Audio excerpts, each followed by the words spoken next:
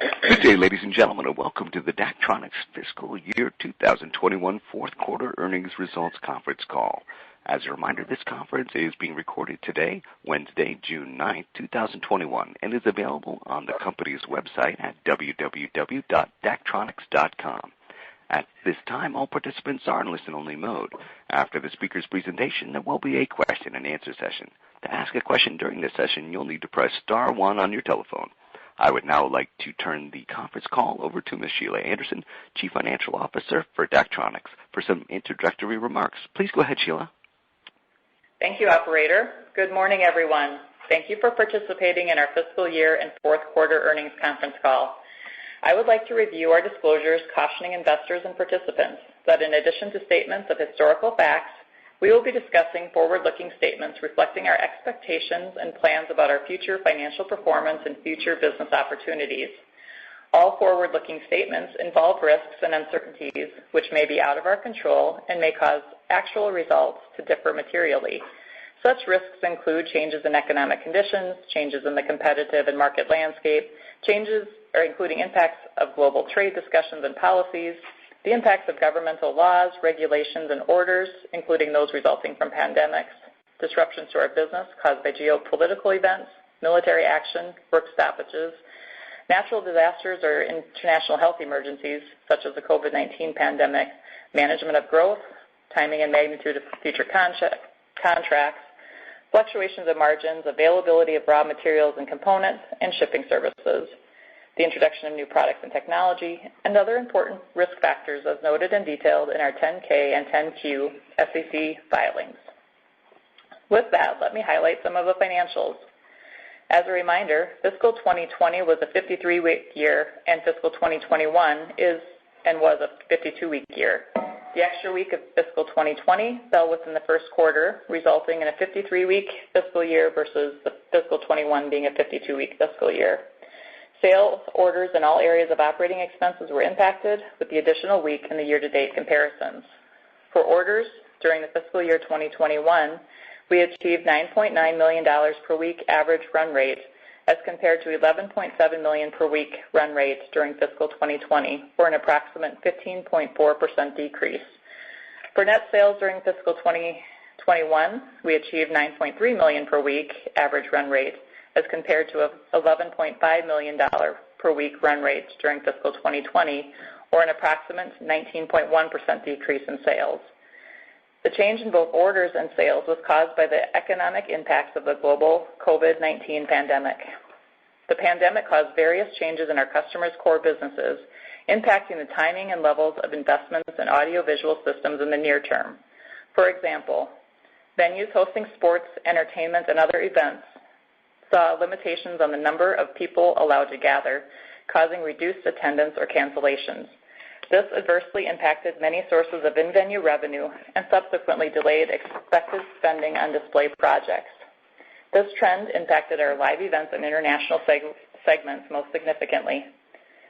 Some customers in the mass transit and airport segments of our transportation business delayed spending as a result of the limited use of this infrastructure and the impact on their financial stability during the pandemic. Businesses which rely on revenues from out-of-home advertising or who are reliant on customer foot traffic to drive sales were adversely impacted by stay-at-home orders or quarantine orders, causing a pullback in advertising spending. This delayed out-of-home advertising discretionary spending until late in our fiscal year. Many businesses using our displays for self-promotion or on-premise advertising slightly reduced budgets during their pandemic, but we also saw some businesses choose to utilize displays as part of the recovery to drive increased foot traffic to their location. Educational campuses using displays for communications with students, parents, and other visitors had varied impacts on their investments in AV systems. In the transportation markets, progress on roadway projects slowed as the efficiency of project management and decision-making declined during the pandemic. During the fourth quarter, market activity began increasing in varying degrees across our markets as effective vaccines became available and were utilized, allowing people to move freely and safely. COVID-19 restrictions started to reduce, which improved economic outlooks. The improved outlook provided our customers more confidence and our All orders increased 16.3% compared to last year's fourth quarter, and for the year, orders were down 16.9%. While the contraction due to the pandemic caused a decline in orders for the year, we have had customers place multi-million-dollar orders for live event venues, transportation signage, and out-of-home advertising in both our domestic and international business units. Our on-premise display business and high school park and recreations were down the least for the year at 5% and 5.8% respectively. Live events and transportation had the most significant order decline for the reasons noted above. Sales for the fourth quarter of fiscal 2021 decreased 7.3% as compared to the fourth quarter of fiscal 2020 and decreased 20.8% as compared to fiscal 2020.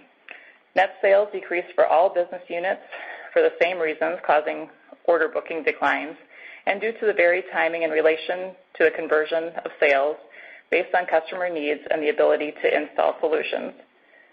The conversion of some orders to sales was delayed because of the pandemic's impact on the ability to work on-site and other delays. Gross profit for the quarter as a percentage of net sales was 23.6% as compared to last year's 22.7%, and gross profit for the year was 25% as compared to 22.8% for fiscal 20. The increase in gross profit rates were the result of the change in mix between service agreements and the types of product sales we had, a $2.1 million litigation claim reversal, and a reduction in capacity and operations to lower our expenses. During fiscal 21, all the areas of our businesses, including those aligned with the fulfillment of orders which impact gross profit, we lowered staffing and benefit levels and temporarily furloughed employees to achieve lower operating costs to align with the uncertainties created by COVID-19. In addition, during fiscal 2020, we experienced additional project delivery costs and higher tariff-related expenses, decreasing the gross profit rates for that period. These factors contributed to the variation of gross profit year over year. Our warranty as a percentage of sales decreased to 1.2% for the quarter as compared to 1.6% in the fourth quarter of 2020, and decreased to 1.4% as compared to 1.9% for fiscal 2020. Our company goal is to have warranty at less than 2% of sales.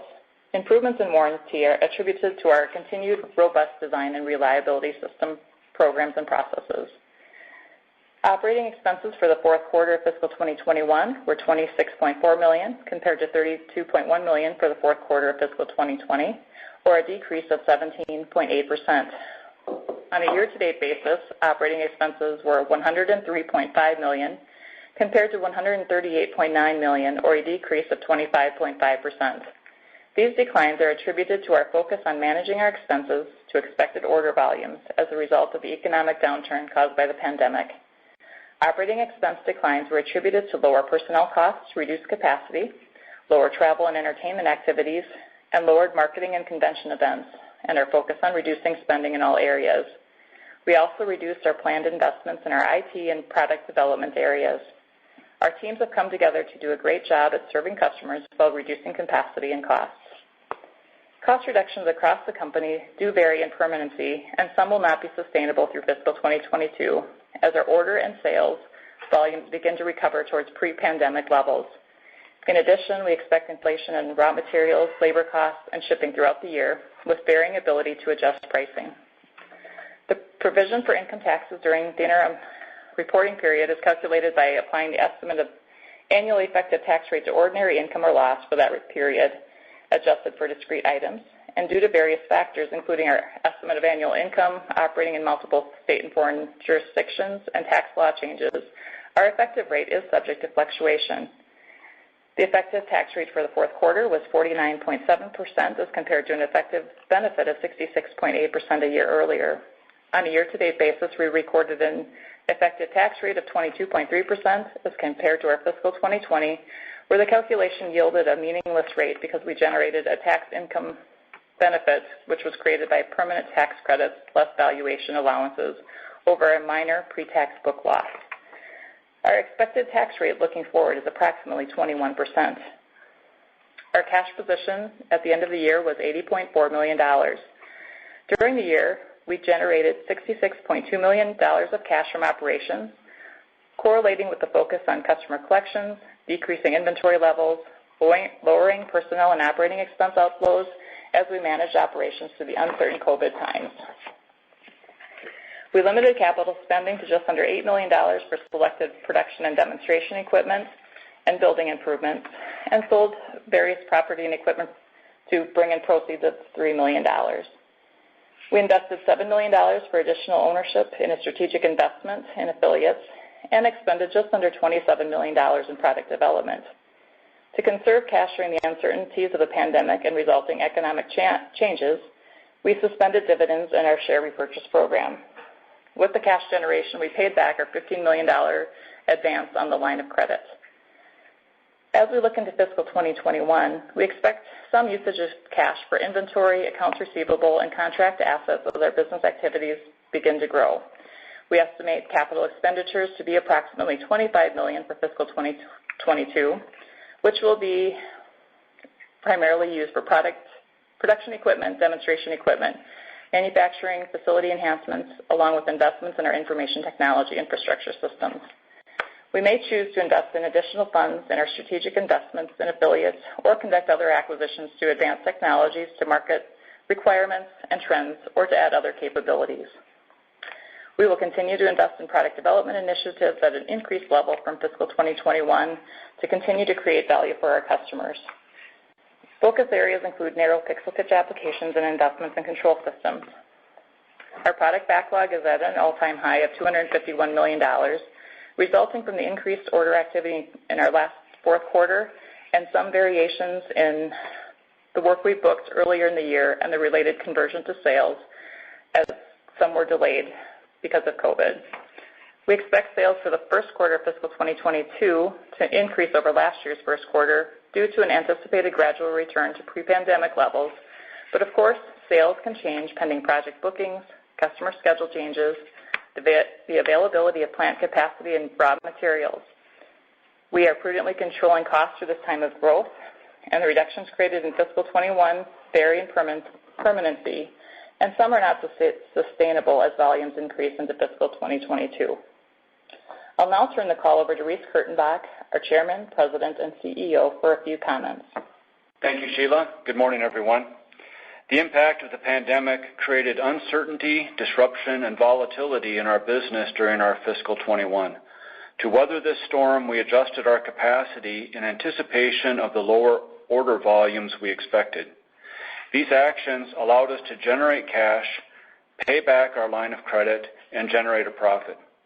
We put a priority on keeping our employees safe, allowing people to work from home when they could, and implementing and following safety protocols where this was not possible, such as in our manufacturing operations and for our employees who needed to be on a customer site. For Daktronics and our investors, I want to thank our employees, our customers, our suppliers, and our different communities for your help in managing through this unique and unprecedented time. Even through these challenging times, we focused to strengthen our operations to come out stronger at the end of the pandemic. We continued our investment and development in micro-LEDs and other technologies to bring world-leading solutions to our customers. We improved our use of digital technologies to enhance our interactions with our customers, and we enhanced our marketing focus to build new sales channels and relationships to grow our global market share and grow into new markets. As we look into our fiscal year 22 and beyond, it is encouraging to see the continued global distribution and the effectiveness of vaccines. This creates a safe environment for the reopening of economies and the gathering of people for activities around the world. We began to see order and quoting activities increase during the last part of our fiscal year 21 and are optimistic about fiscal 22 to return to a more normal time. As activities in our markets increase, we are planning our capacity to maximize production while prudently controlling costs through this time of growth. We will be strategically making investments in capital assets for capacity, in product developments to meet the needs of our customers, and in technology developments to be a market leader on into the future. We will also continue to invest in improving the strength and expertise of our internal operations to enhance our customers' and employee experiences. As we look out to the longer term, we believe the audiovisual industry fundamentals remain strong and are poised for growth. Our strategies to provide long-term profitable value propositions for all of our stakeholders include offering comprehensive product and services to match our customers' needs and expectations, expanding to new markets, often unlocked by the development of advanced technologies such as narrow pixel pitch, micro-LED, and control systems, growing and fostering our direct and indirect sales channels globally, provide world-leading solutions and service to our customers today as well as into the future to make us the obvious choice for replacements and upgrades for their audiovisual systems, and improving the experiences of both our customers and our employees, continually developing our internal processes and systems. Specific strategies in our business units include continuing to develop and release of innovative solutions and services tailored for different applications for existing and new markets, growing international by using our established localized sales and service channels to focus on growing our market share in sport, out-of-home, spectacular, and transportation areas, serving our live events businesses with solutions for traditional applications and marketing new technologies for these venues. We expect some growth in this area, but know this business is lumpy, primarily consisting of larger contracts which can be highly competitive, creating some variation from year to year. We will continue to serve our high school parks and recreation market. We see opportunity for larger sized orders due to the adoption of video and sporting applications and the growth in new applications across these campuses. In our commercial business unit, we are focused on different strategies to support the expansion of solutions for indoor applications, continued replacement and new investment activity in the out-of-home and retail segments, and increasing success in the spectacular segment. This segment in particular includes multi-million-dollar projects that are discretionary choices by customers, which can cause ups and downs in timing and trends. Demand in the transportation business for U.S. and Canada, we believe, will be strong due to continued investment in the transportation systems, the stability and potential for increases in federal infrastructure funding, and increasing advertising and on-premise promotional application needs in mass transit facilities. Our strategies are to continue to build relationships within industry influencers as we tailor products for the different applications in this segment. While optimistic on recovery and growth, we expect headwinds in the availability of material, labor, and transport for the foreseeable future. We believe these will create inflationary pressure. Late in our fiscal 21, supply chain disruptions began to emerge as a result of the pandemic, winter weather, and the changes in global demand. Specifically, we were impacted by the global shortage of semiconductors and related electronic components, other materials needed for production, shipping container shortages, and freight availability. We expect these factors will cause volatility in our revenue cycles and production costs on into FY22. Even with these challenges, we are entering fiscal 22 with a strong backlog and a portfolio of products and services that support the market needs and are matched with our customers' willingness to purchase AV systems. We are optimistic about the pandemic's end and continued growth in our business. Our focus for fiscal 22 and beyond is to grow profitably and improve our operating margins by the development of new solutions, new customers, and improved operations. We look forward to serving our new and existing customers as the most experienced provider in the industry with a broad range of solutions. With that, I would ask the operator to please open the line for any questions. Certainly. If you have a question at this time, please press star then one on your touchtone telephone. If your question has been answered and you'd like to remove yourself from the queue, please press the pound key. Our first question comes from the line of Greg from Sidoti & Company. Your question, please. Hey, guys. Thanks for taking my questions. First of all, I just wanted to dig into the backlog. If I'm not mistaken, typically that converts in 6 to 9 months. Is there anything unusual that would maybe change the time frame on that? And how should we be thinking about that? Thanks, Greg. That's a great question. We expect our backlog to be delivered within this fiscal year, augmented by the order production within the year.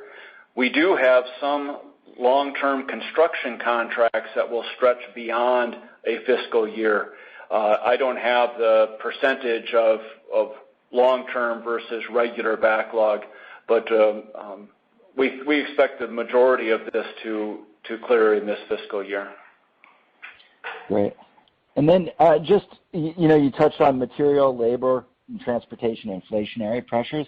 And I was just curious, did you see any of that in this quarter in the gross margins you put up? I know you got the benefit on the warranty side, but have we started to see those pressures, or is that something that's probably going to surface in the first quarter?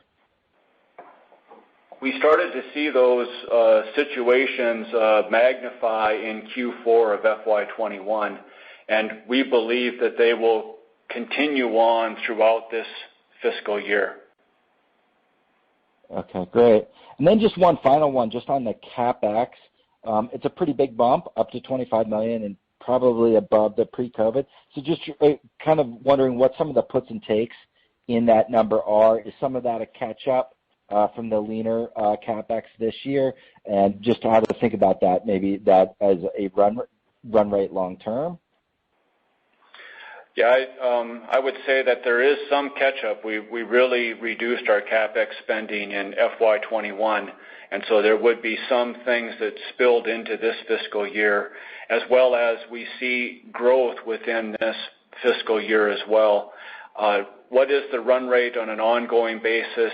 It seems like this might be, last year was quite low, this year might be high, and we'll see how that will even out in future fiscal years. That's helpful. Thanks a lot. Thank you.